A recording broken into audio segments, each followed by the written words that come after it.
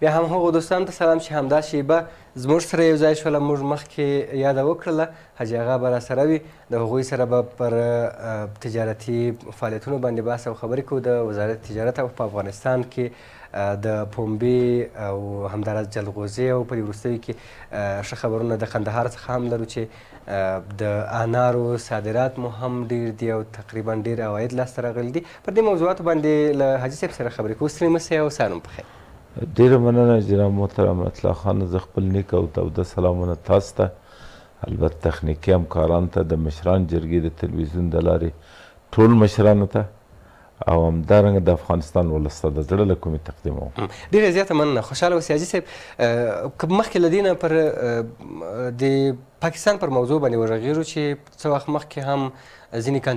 کانتینرونه په لار کې ولاړ ول، ته اجازه نه ورکول کېدله، ځینې ستونزې رامنځته کړې وې. ډېری تجاران هم وایي چې کله هم زموږ د افغانستان میوې په پخېدو سي یا هم دغه سیزن وي نو د پاکستان حکومت تلاش کوي چې په یو ډول نه یو ډول ستونزې راولاړې کړي. اوس د پاکستان لارې تړل کېدل د افغانستان لپاره کوم زیان لري؟ صادرات کوم زیان لري که نه لري؟ بسم الله الرحمن الرحیم.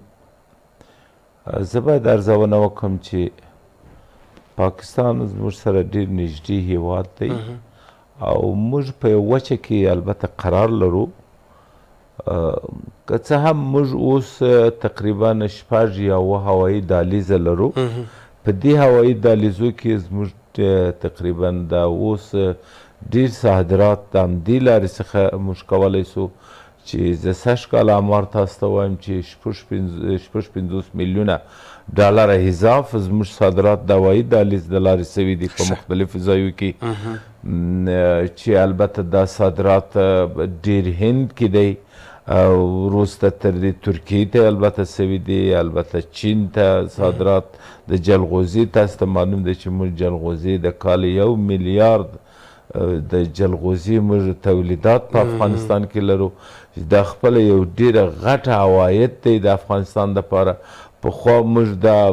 نورو ځایو ته تله او زموږ په نامه او نورو خپل په نامه نورو هیوادو ته تله. ډېره خوشبختانه چې البته یو هفته مخکې د جناب رئیس صاحب جمهور د خوا څخه البته دغه هوایي دهلیز د چین پرانستل سو چې په هغې کې موږ وکولی سو 60 ټنه په لومړی ځل کې جلغوزه د افغانستان په نامه د افغانستان د هویت په نامه چین ته واستوو او دا ډېر استقبال سو. موږ ډېره البته زه به یو خبره خپل ټول دوستانو ته وکړو چې موږ البته تر 50,000 ټنو پورې هم جلغوزه په افغانستان کې تولید لرو. که دا بهیر یا دا لاره ډېره خلاصه سي، خصوصا زموږ توقع د رئیس صاحب جمهور یا د حکومت د اقتصادي بخش څخه دا دی چې دغه کانتینران چې د چین نه راځي او افغانستان ته خصوصا مزار شریف ته، که دغه د چین سره دا مشکل حل سي چې دا زموږ جلغوزي یا زموږ فرضاً دغه ډبرې یا زموږ زعفران یا زموږ قالینې و د چین ډېر علاقمند دي زموږ د خام موادو یا زموږ د پخې موادو په هکله، خصوصا زموږ د میوهجاتو په هکله ډېر علاقمند دي او ډېر غوښتنه لري او ډېر تقاضا یې لري. زه یوه خبره تاسو ته وکړم چې حتی د پنبې په هکله د چین یو ډېر باصلاحیته دوستانو زما سره برۍ شپه په تلیفوني تماس ونیوی ول دغه پنبه که چیرې د چین د لارې موږ ته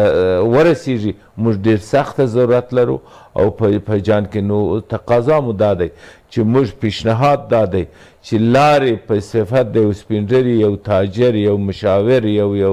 یو د بورد مشر و دوستان ته و حکومت ته ښیو، خو صرف دا موضوع په خصوصي سکتور نه حلیږي. دا یو پروتوکول غواړي، یو قرارداد غواړي، یو هیات غواړي، یو رفتآمد غواړي، یو تلاش، یو زحمت غواړي چې تاسې لکه جلغوزۍ چې اوس ما درته ویل چې زموږ 1 میلیارد عواید په دې کې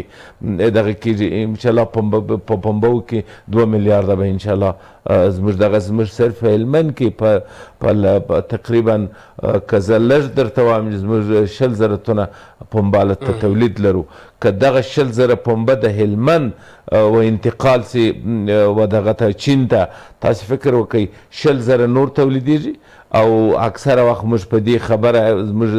جنوبي زون یا هلمند په مخدره موادو دغه دی خپله دا خلک و دې نقطې ته توجه کوي او نو کې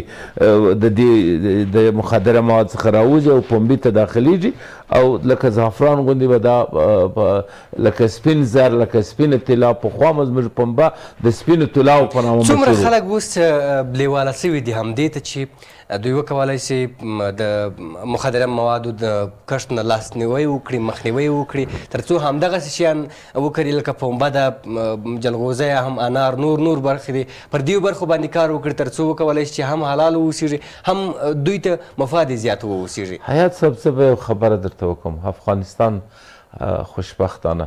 داسې یو ملک دی چې هم دا باور د نقطې نظره په ټول نړۍ کې څارې نه لري. دوم خبره په افغانستان کې تر اوسه مصنوعي میوه نه دی په وجود راغلی. په افغانستان کې ټول میوهجات ټول تولیدات ټول زیرمې ټول شیان طبیعي حالت کې قرار لري. بناً د جهان مملکتونه د جهان ټول مملکتونه تاسې نه ده چې یو ټول د افغانستان ته لیواله دي په دې خاطر دا اوس 40 مملکته دلته په دغه ځای کې چې ډېر په تلاش کوي چې هر یو کوشش کوي چې دلته باید ډېر استوګنه ولري یا ډېر زموږ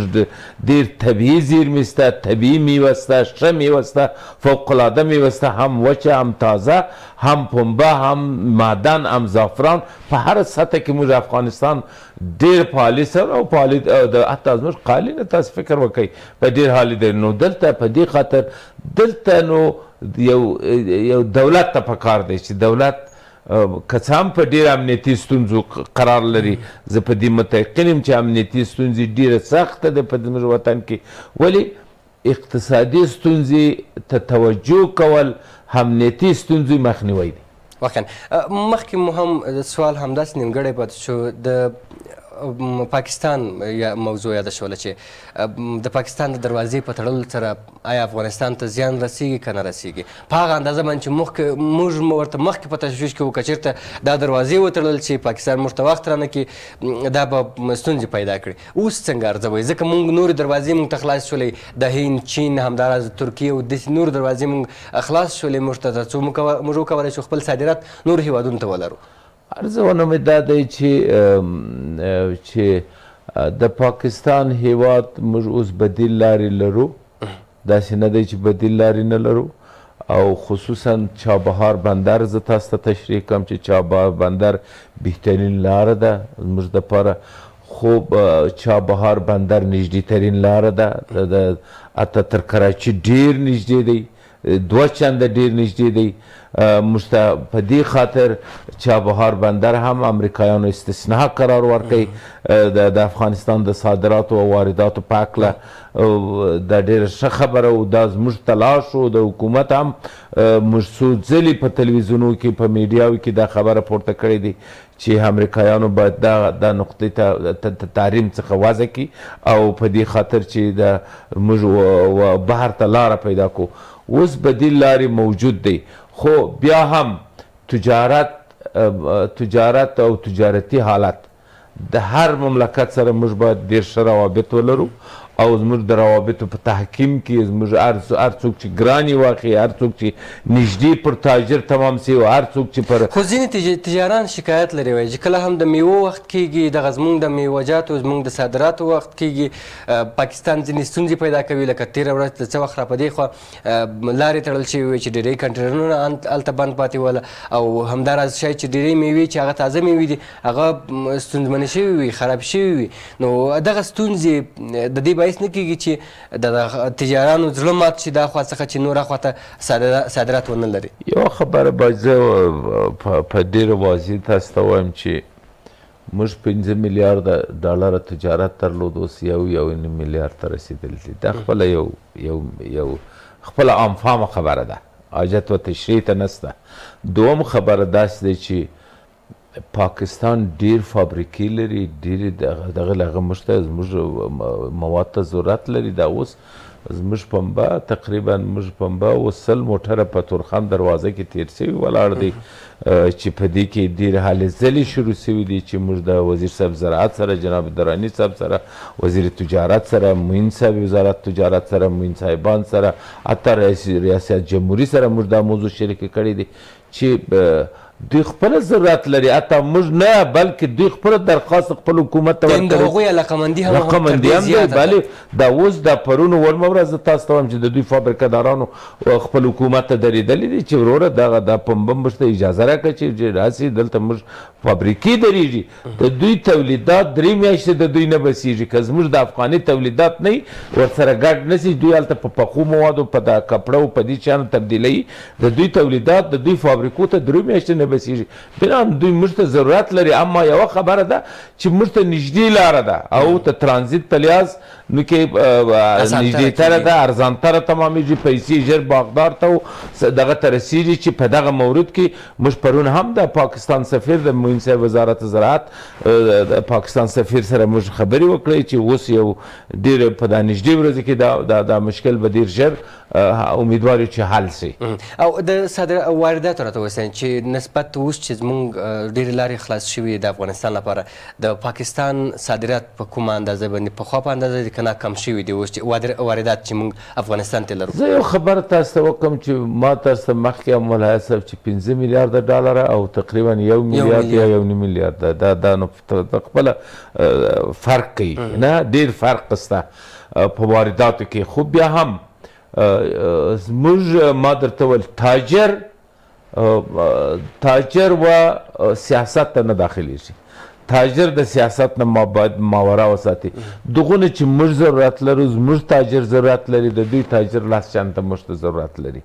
او حتی یوه خبره بل زه تاسو ته واضح ده دوستان ته په زغرنده باید وکړم چې اکثره د پاکستان تاجران زموږ سره شراکت لري د افغاني تاجران سره شراکت لري او موږ د هغو سره شراکت لرو په ډېرو مواردو کې شراکت شته داسې نشته چې نشته بناان د دوی ضربه و دوی ته ډېر متوجه دي زموږ خام مواد دی صرف موږ د دولت نه هیله کوو دغه چې هوایي دهلیزونه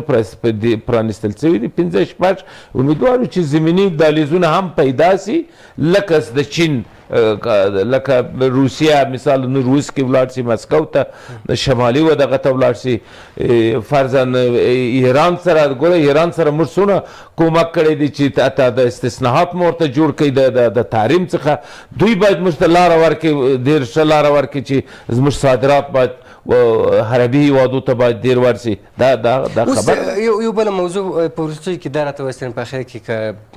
په افغانستان کې څومره د تجارانو پر وړاندې اسانتیاوې برابره شوې لکه ګمرکي یا ځینې نورې مشکلات دي چې اسانتیا ورته څومره برابره شوي د دولت لخوا څخه تر څو دوی لا هم زړه وکړي تجارت ته لا هم تلاش وکړي چې نور هیوادونو سره قراردادونه ولري او خپل صادرات ولري ګورئ یوه خبره باید زه باید ووایم چې دوستانو تلاش په اقتصاد کې سوی دی په دې کې خبره باید سړی ونه کړي رئیس جمهور د مملکت په اقتصاد کې ډېر تلاش کړی دی په دې خبره باید سړی دوستانو ته وایي اما ستونزې موجودې دي ستونزې حیات خان هم ټوله رفع سوي نه دي خبره په دې ځای کې دی چې ستونزې په بروکراسي کې شته ستونزې په فساد کې شته ستونزې پر لارې په باخازیانو کې شته ستونزې په نورو مسایلو کې موجود دي خبره داسې نه دی چې ستونزې نشته ستونزې موجود دي خو تلاش سوي دي همکاري سوي دي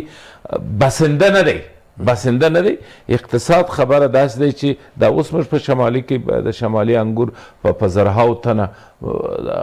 خراب سوي دي که چیرې دلته قوي سردخانې موجود دي یا قوي کشمشخاني مسلکي موجود دي دا په کشمش تبدیل شي زموږ خلک د ډېرو مشکلات څخه رافع کیږي که څه هم زه د جناب دراني صاحب څخه وزیر صاحب زراعت څخه شخصا مننه کوم مینه یې د یو سپین ږیري چې هر وخت چې موږ ورغلي دی مستقیما برخورد کړی دی او تلاش هم په دې مورد کې کړی دی. په همدې هیله چې نور هم پاملرنه وشي دلته په داخل کې هڅه وشي لکه تاسو مخکې وویل چې سردخانې جوړې شي همداسې د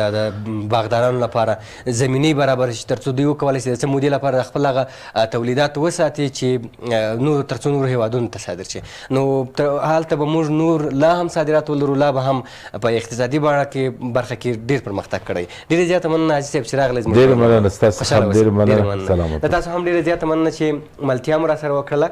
لنډه دمه د دمې نه وروسته بیا هم راسره ملتیا وکړئ. له تاسو سره